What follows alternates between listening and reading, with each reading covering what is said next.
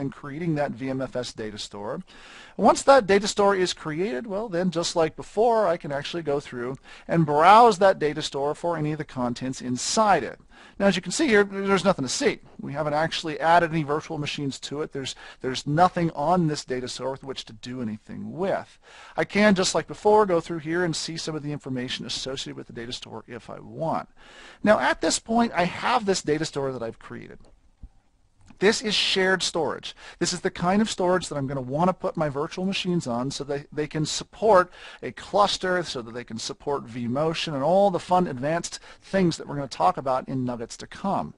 Now before we get there, however, there are some configurations associated with these data stores that we want to pay particular attention to. The first of which is the assignment of this user-defined storage capability.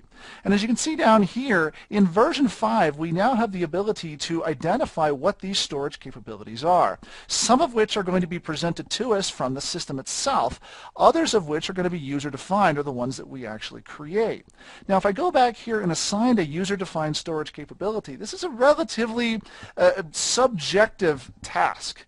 Here I can actually create new storage capabilities if I want and name them whatever I want and give them a description. In fact, I actually created already one here to switch the storage capability from none to just plain awesome if I want. Or I can create additional storage capabilities. Not that great. Don't use unless you have to.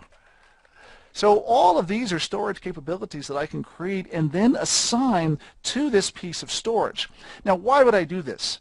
By creating these user-defined storage capabilities, later on when I'm looking at my inventory from different views, I can then identify what my storage is based off of identifiers that I have selected for that storage. So this gives me the ability later on when I'm taking a look at, for example, data stores and data store clusters, at all of the different types of storage that I might have available to me, and additionally all of the different types of configurations that that storage may have. Take a look down here and you can see these are those configurations, and here are some of the storage capabilities that are associated to that storage eventually once they finally update.